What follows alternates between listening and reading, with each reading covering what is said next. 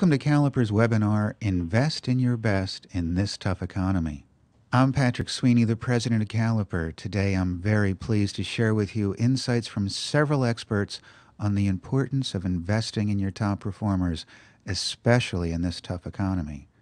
I'd like to also mention that all registrants will receive an email with links to slides and a recording of today's presentation. Now I'd like to introduce our guest speakers. With me today is Joe Moore. Joe is the Senior Vice President of Organizational Development Services here at Caliper. Joe has extensive experience at consulting with companies on virtually every level, from helping develop a selection plan through succession, and she is particularly sought after as an executive coach. Also, we'll be talking with Mike Grubich, the Director of Talent Development and Diversity at Kohler. He'll be speaking with us about how Kohler has been very active, even more so now, in making sure that their top talent is constantly being developed and prepared to take on future leadership roles. In addition, we'll be talking with Brandon Roche, the Director of Human Resources at West Marine Products. He'll be discussing with us how West Marine has made the investment to develop their leadership group in order to build on their strengths and pinpoint their limitations so that they are better positioned to be successful in this tough economy. Also, later in the presentation, we'll be speaking with Bob O'Leary, the Executive Vice President of Philadelphia Insurance Companies. He'll be talking with us today about how Philadelphia Insurance has taken the time to identify their top performers, determine the qualities that distinguish them, and then use that as a model for hiring and developing the rest of their group. Now I'd like to go over what we'll be discussing during today's session.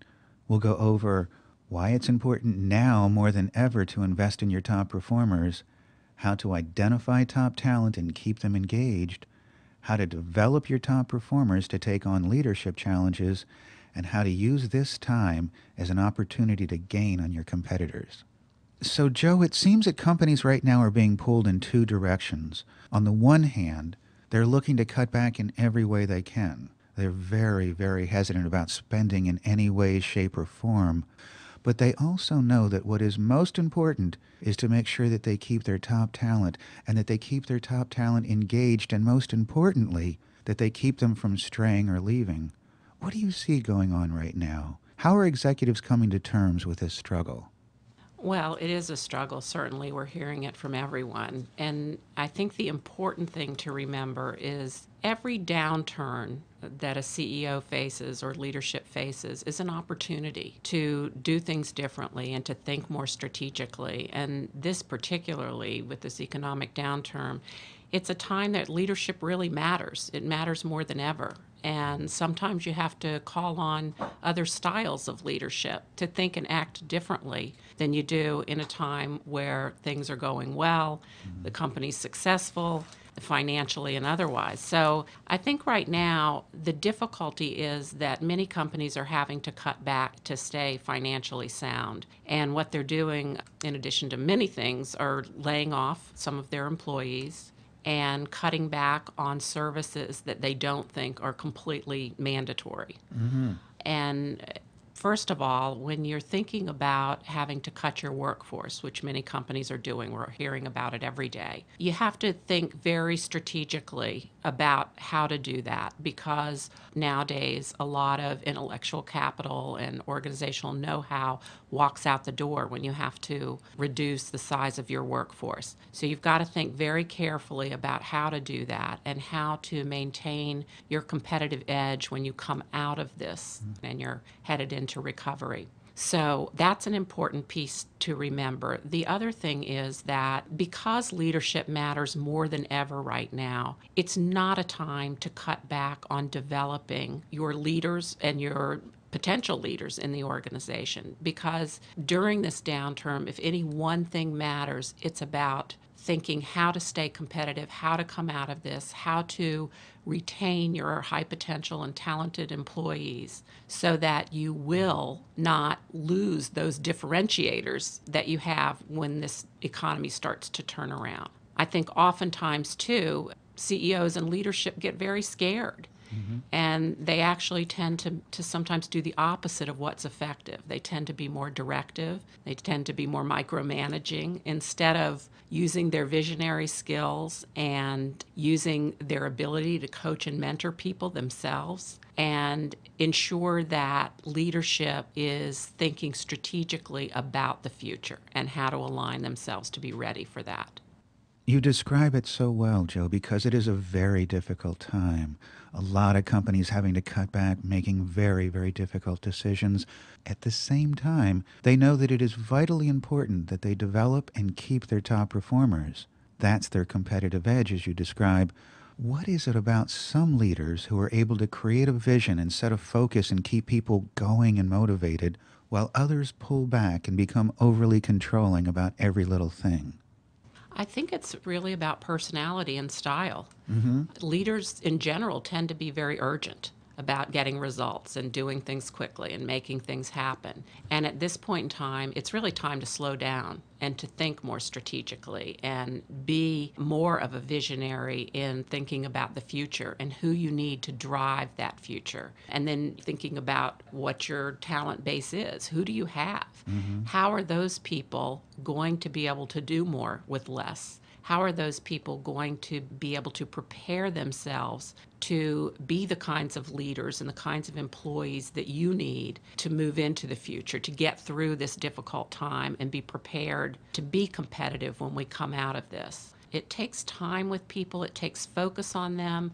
And again, back to your original question, Patrick, about how do you retain these people and make sure they don't leave? That's part of it. They have to be engaged. They have to feel like they're going somewhere and that they have an impact on the future success of the organization. So leadership development is not a place that should be cut back at this point in time. In fact, it's the very place I think smart CEOs want to focus. As I'm hearing you say that, Joe, I'm thinking of Kohler and their high commitment to developing their top people even more so now. And I think that's one of the reasons Kohler is such a globally successful organization. I'd like to speak now with Mike Grubich. Mike is the Director of Talent Development and Diversity at Kohler. Thanks so much for joining us today, Mike. You're welcome.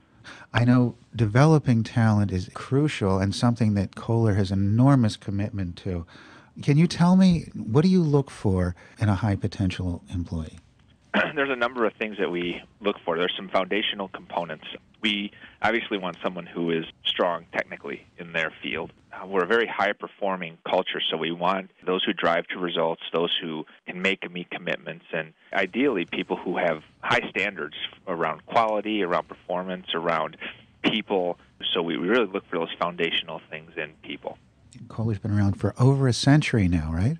Over 130 years. Amazing. It's a brand that is truly global at this point. It stands for integrity and understated elegance and craftsmanship. How does that translate into the characteristics that you look for in your employees? One of our guiding principles is that we look for service-oriented people. We want people who really seek to understand what the market wants and then also really seek to develop that so that they can provide it to the market.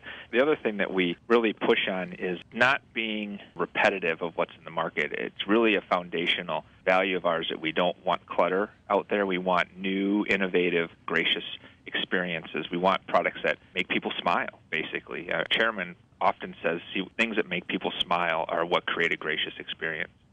And graciousness, now there's a word that you don't often hear in business circles. That's a competency that you're looking for, and it's certainly something that you want all of your employees to have, but it's particularly important in leadership development. Yeah, what we recently did is we've looked at our competencies that we want in our leaders, and we started really by looking at what capabilities do we want our organization to be able to deliver on. And we narrowed it down to 5: drive growth, innovate, grow talent, manage in a complex organization, but also create gracious experience. And the way we define that was really, we want our organization to be able to deliver gracious and consistent experiences, things that make our customers smile. Gracious doesn't actually translate in a lot of countries, so it's a challenge for us to really describe what that means. And something that does translate is people experience our products or our services, they walk away with a smile.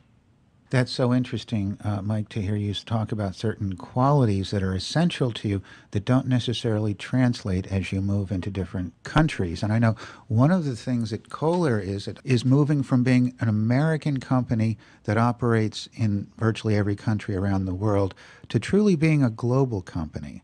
What is the difference between those two? To me, one of the biggest things is being able to lead locally is not nearly as challenging as leading globally. So some of the transitions we've gone through is being able to look at things different in different parts of the world, knowing that there's a little ambiguity out there. You can't expect things are going to happen the same way every place you go. And it's been a challenge. It's not an easy piece to do. It really isn't, because it's not like you can just go to school and get that. Right, right. It's interesting. There's so many books that are written about doing business in other parts of the world, and some of them are outdated, some of them are accurate, some of them, the world's evolving in different parts of the world, and what you read in a textbook or what you read in a book or even in an article sometimes isn't necessarily accurate. It gets outdated quick. It's interesting. As I'm hearing you talk about this, Mike, I know that developing leaders happens on two different levels, I'm thinking. One is very strategic, and the other is very personal. It really has to do with noticing that somebody has a potential and then coaching them and grooming them in a very individual way. I'd like to hear your thoughts on both of those, but can I hear you talk first about Kohler's strategic approach to identifying high potential individuals and then developing new leaders? I mean, we have a fairly evolved succession planning process. We actually do formal succession plans with our CEO and chairman every odd year.